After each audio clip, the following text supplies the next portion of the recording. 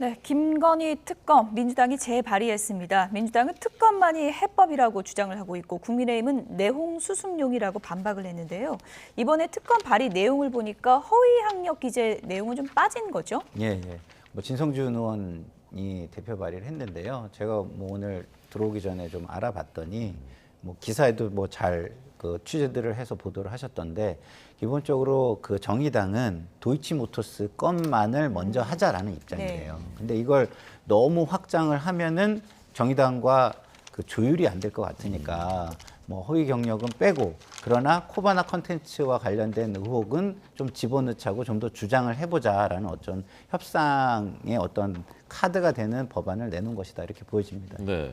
그런데 이제 그 발의하는데 의원 15명만 이름 올렸다고 하는데 처음 발의했을 때는 전원이었는데 그건 왜 그런 겁니까? 뭐 약간 내용이 바뀐 협상용이니까 굳이 모든 전원 왜냐하면 이게 협상을 하지 않고 우리가 당론으로 해서 결의를 가지고 이건 꼭 관철시키자 이렇게 간다면 전원을 받아야 되겠지만 그게 아니라 이거는 정의당과의 협상의 여지도 있고 여러 가지 당 입장을 정하는 데 유연한 어떤 상황의 전개도 있기 때문에 지금은 발의를 해서 논의하는 게 중요하다라고 생각을 했기 때문에 일단은 10명이 넘으면 발의가 가능하잖아요. 그래서 발의를 할 수 있는 선에서 빠르게 한 것으로 보여집니다. 예. 이 특검이 이제 계속 논란이 됐던 게 과연 이것이 실효성이 있는 것인가 아니면은 민주당의 여론전인가 이런 시각이 있었잖아요. 어떻게 보세요?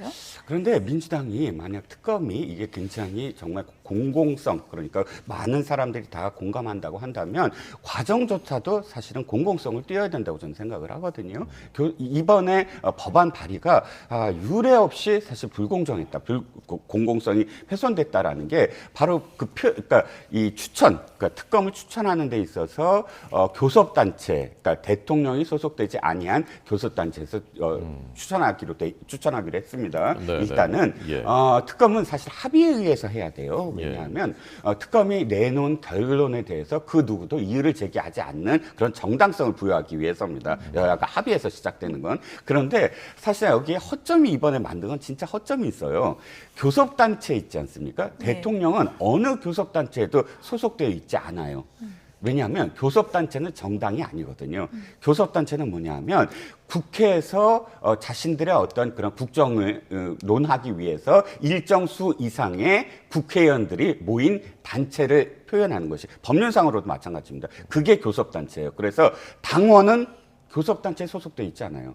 교섭단체에 소속되어 있는 사람은 국회의원만 가능합니다. 그러므로 대통령은 국회의원 신분을 겸할 수 없잖아요. 그러니까 대통령이 소속되어 있지 아니한 교섭단체라고 표현한 건 사실상 법률적으로는 잘못된 거예요. 왜? 대통령 어느 교섭단체에도 소속되어 있지 않다. 왜? 국회의원이 아니니까. 그래서 일단 그 허점이 있고 두 번째는 이해 당사자에 대한 문제. 그러니까 만약에 대통령이 소속되어 있지 아니한 교섭단체라고 만약 뭐 좀 양보를 하더라도 법률적인 문제를 양보를 하더라도 교섭단체를 하는 이유가 대통령과 관련되는 문제이기 때문에 배제를 해야 된다고 한다면 대장동 특검도 사실상 민주당이 특검을 추천하면 안 되는 상황이죠. 왜? 대장동 특검 관련해서는 어차피 당대표가 좀 관련돼 있지 않습니까? 그러므로 이것은 그러니까 이 특검의 어떤 취지, 즉 여야가 합의한다는 취지에서 추천을 시작을 해야지 이렇게 자신들만 뭐 추천을 하겠다라는 식으로 국민들한테 설득이 가능하지 저는 않다고 봅니다. 네.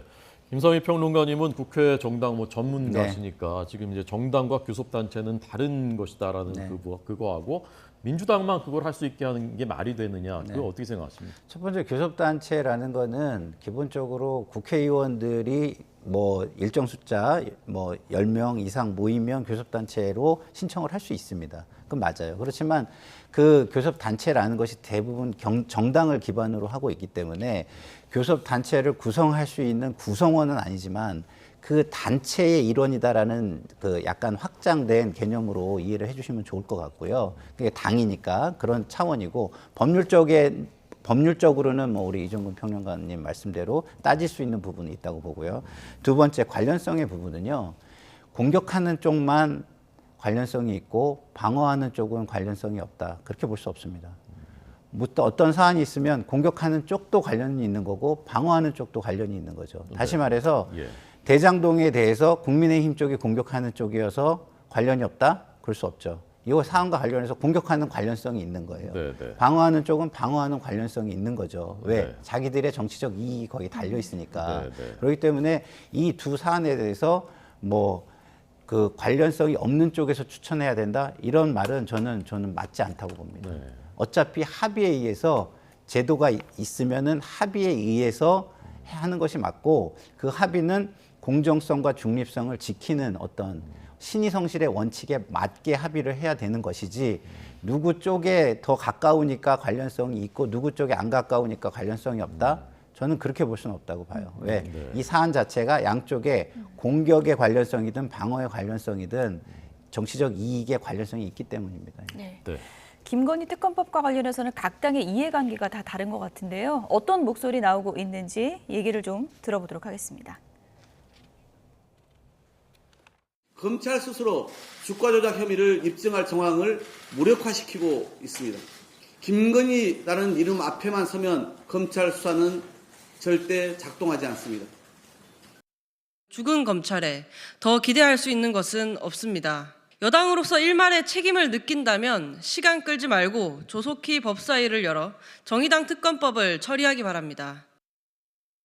이재명 대표의 수사와 재판의 시선을 돌리고 물타기 하기 위해서 하는 정략적인 것이다. 우리가 가지고 있는 모든 수단을 동원해서 입법을 저지하도록 하겠습니다. 네, 지금 저희가 얘기하고 있는 이재명 대표 오늘 발언이 제일 주목되는데요. 지금 수원 경기도의회에서 현장 최고위원회의를 하고 있다고 합니다. 네, 내용 들어보겠습니다. 청렴하고 가장 성실하고 가장 헌신적이고 가장 유능했던 한 공직자가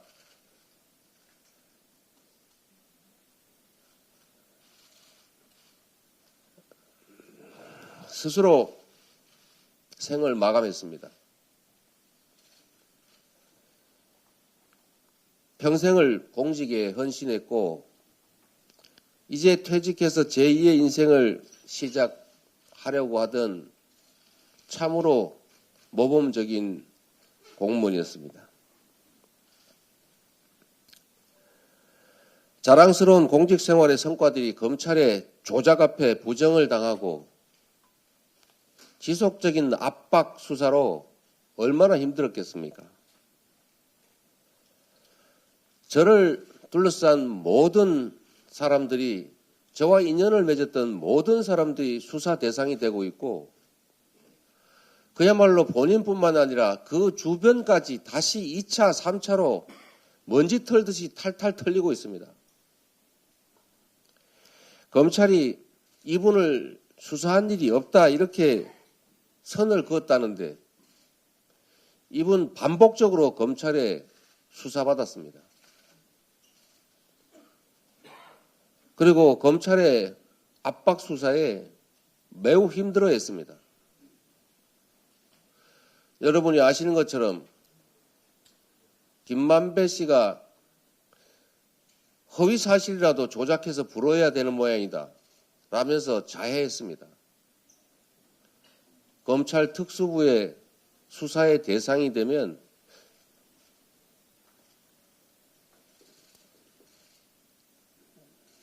사냥의 대상이 되면 피할 수가 없는 모양입니다. 죽거나 조작에 의해서 감옥을 가거나. 모 검사가 이렇게 표현했습니다. 윤석열 검찰의 수사 방식은 사냥이다. 목표물을 정하고 목표물이 잡힐 때까지는 사냥은 멈추지 않는다.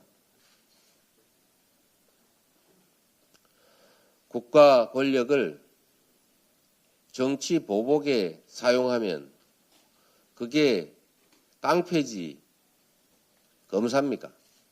본인이 하신 말씀입니다.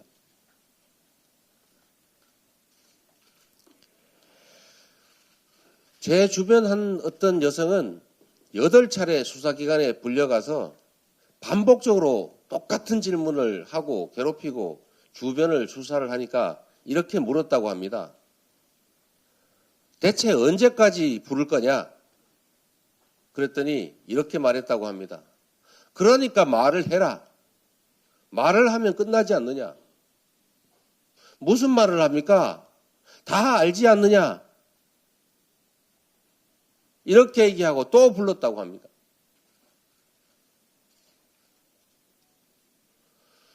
제주도에 사는 제 오랜 친구는 정치 후원금 냈다는 이유로 수원지검으로 오라는 연락을 받아서 내가 왜 가느냐 했더니 그러면 강제로 소환을 해야 되겠냐 이러면서 싸웠다고 합니다. 심하게 지적을 했더니 다시 전화가 와서 안 오셔도 됩니다. 이렇게 했다고 합니다.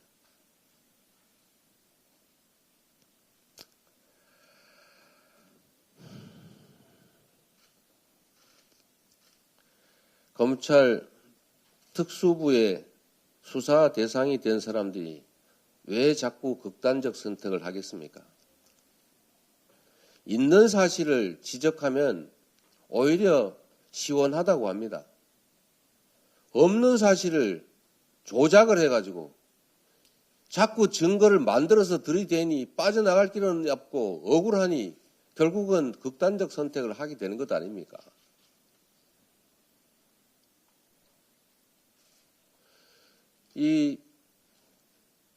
이분도 검찰은 수사한 일 없다 이렇게 오리발을 내고 있지만 제 구속영장에 여러 차례 언급되고 있는 분입니다.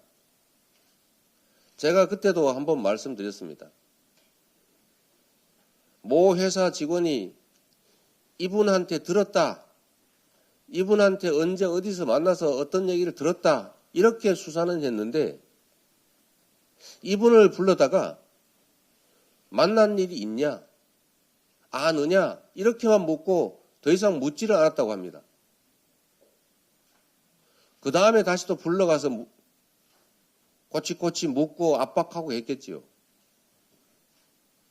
구속영장 청구 단계에서 나는 그런 말을 한 일 없다 이러면 증거가 안 되니까.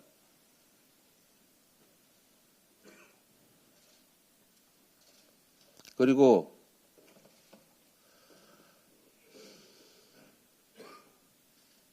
아무리 비정한 정치라고 하지만 이 억울한 죽음들을 두고 정치 도구로 활용하지 마십시오.